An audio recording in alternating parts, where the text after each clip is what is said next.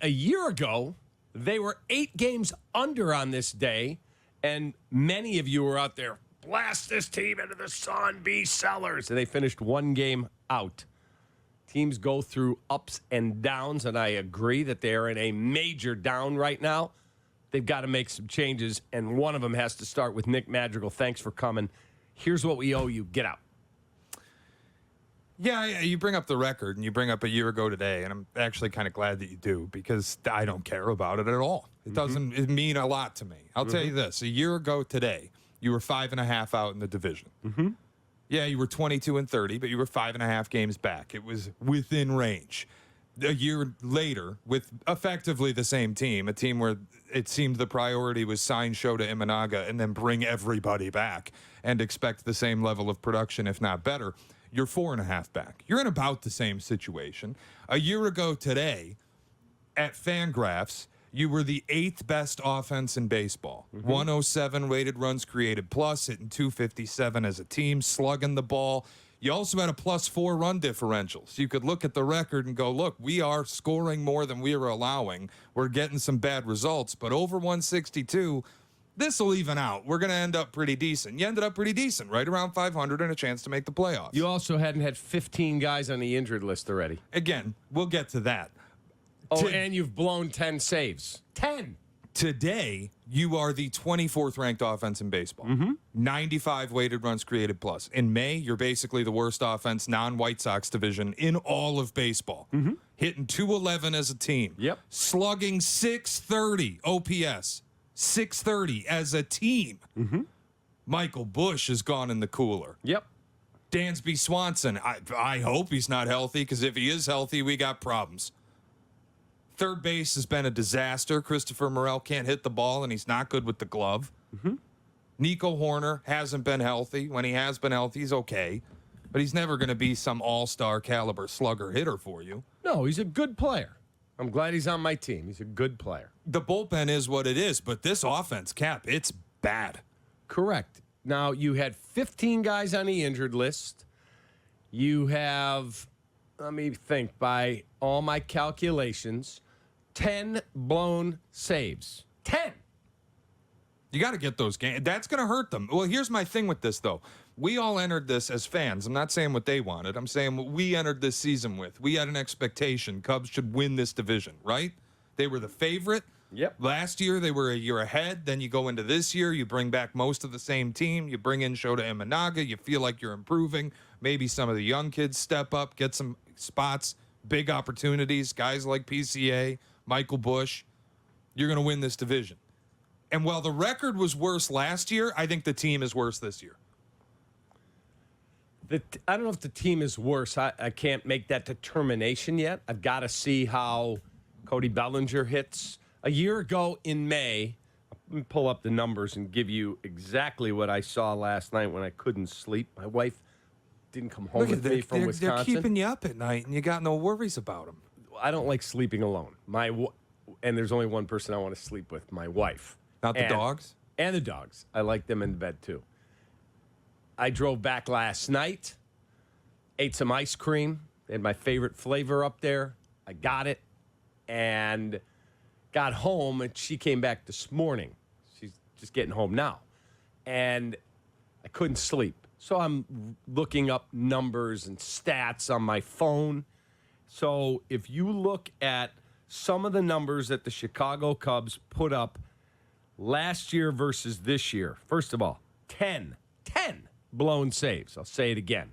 A year ago, you were, what, 8 games under on this date? Yep, 22-30. Okay. Now you're 27-27. And not playing great baseball. If you take 15 guys on the injured list, 10 blown saves, I believe that the guys will hit basically what the back of their baseball card says they will. I think Cody Bellinger will be better. I think Dansby Swanson will be better. Ian Happ hit a couple home runs the other day. Hopefully he's starting to come out of his nearly 2-month funk where he struggled. I also would make some moves this morning if I was Jed. I'm not. Wish I was for a day. But I would, Nick Madrigal, get out. He's got an option left, so you could send him to the minors. Yeah. Guess what? When you're in there and you can't do anything offensively other than occasionally punch the ball to right field. Oh, and by the way, memo to Carl Ravitch, if you're listening to the show. Carl, when Nick Madrigal gets a hit in the ninth, don't let me hear you do a play-by-play call where you say, and there he is, the on-base machine, Nick Madrigal, with a base hit to right in the ninth when they were trying to hang in there. His on-base percentage is under 300. Yeah. You're not an on-base machine. They hit a ground ball to you yesterday, first and second, nobody out. It's an easy turn, double play. Now, I know it was hit hard. You're a major league infielder. You can't boot that ball. He boots it into left center, run scores, effectively ball game over. Wisniewski gives up a home run that just landed in Kenosha, and game over. You lose. I would send Madrigal back to the minor leagues. I would bring PCA up. Did you see the other day a major league pitcher is in the AAA, has an issue with PCA, throws one behind him. A little glare out there. The next one's over his head. Yep. Now they warned both benches. You can tell it's about to explode. The next pitch is a 90-some-mile-an-hour heater down the middle. 410 feet later, way out in right field. Epic bat flip, and there he goes around the bases with the home run. Bring this kid back and go, you're in center field. You're playing every day. Let's go. Michael Busch, here's a ticket to Des Moines. We love you. You're not there right now. You are struggling mightily since he hit home runs in 5 straight days. I don't think he's hit one. He is struggling. Yeah. Go to the minors. You're going to play down there. You're going to get at bats. I'm not worried about you defensively. Get some at bats. You'll get back here as soon as you show us you're ready. Tauchman, you're going to be our leadoff hitter. He's been your MVP. He's been the best player on the team. No question about it, other than pitching. I'm talking position No, player. yeah, I'm only talking position players. So I'm moving Tauchman into the leadoff spot. Horner's going to bat second. Morel is going to play third base. And I'm not pulling you for defense because I don't have anyone on the team that I think should be in there. Unless you want to tell me in the ninth you bring Luis Vasquez in. Okay. He's been here a week. He's had one at bat. One. Why do I need Luis Vasquez and Nick Madrigal? Well, I was going to ask you that because at some point for me, if we're going to talk all about the prospects and how good some of these kids are and how close they are, can I see them? You've got guys on this roster. You brought up Nick Madrigal. He has no business being on a major league roster. None. Agreed. He's terrible. He's Horrible. useless. Horrible. He brings nothing of value to the Cubs on a night-night basis. Correct. Nothing. At this point, like you said, use an option year, I DFA him. I'm dead serious. I don't think you gain anything. Just send him to the You minors. probably don't gain anything, and you have the option left. It's risk-free, but that's where Nick Madrigal's headed. And if he goes down to AAA and he doesn't have any impact there, or he can't get right and he can't start hitting, And then you just release him. goodbye. Yeah. Have a nice life. But I would put him down in Iowa. If Luis Vasquez is going to be here, then you want to use him as defense. Okay. Morel, you're going to be at third base. Bellinger, you're going to first base. First base. That needs to happen. Immediately. Suzuki is Suzuki. Ian Happ, you've got to continue to show that you're coming out of your 2-month slumber. Same with Dansby Swanson. Jan Gomes, you're going to catch a little bit more because Miguel Amaya looks lost at the plate, and he's not throwing the ball well. The Cubs are getting stolen blind. Blind. Now, some of that's on the pitchers, I know, but some of it's on the catchers. Their catchers are, right now, impotent. Impotent. Yeah. And Pete Crow Armstrong will hit ninth, and he's playing center field. That's it. Done. I'm done effing around. I agree. Look, I told you, entering the season, I felt like this was a division contender. The odds makers felt like this was a division contender. They felt like they were the favorite to win it. And I told you all offseason, whether it was at starting pitching or at third base, I felt like the Cubs needed to do more. If they wanted to prove that their goal was winning the division, and I wonder if we gave Jed Hoyer truth serum today and asked, did you enter this season with the distinct goal of winning the Central? Would he say yes? He did. I don't think that this is a team that's acted like that. I don't.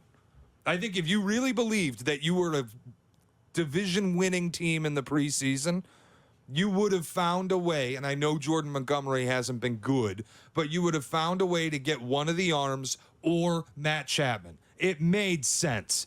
You're going with this guy at third base in Morel. He can't play third. Mm-hmm.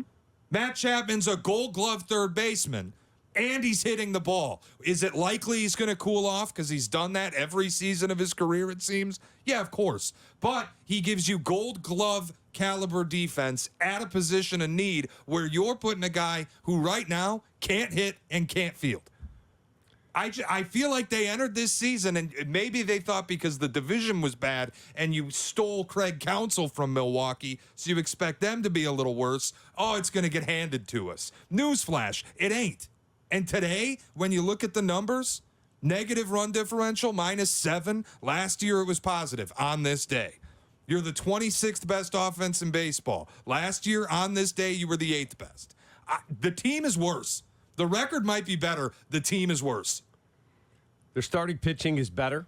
That's for sure. And I don't want to act like I'm hitting them with a sledgehammer at all because the starters have been excellent, but they're also being wasted. And as a fan, that pisses me off. Whether it's the bullpen that can't close out gems from the starting pitching, or like yesterday, you get 7 innings of scoreless baseball out of Justin Steele and your offense is swinging a garden hose.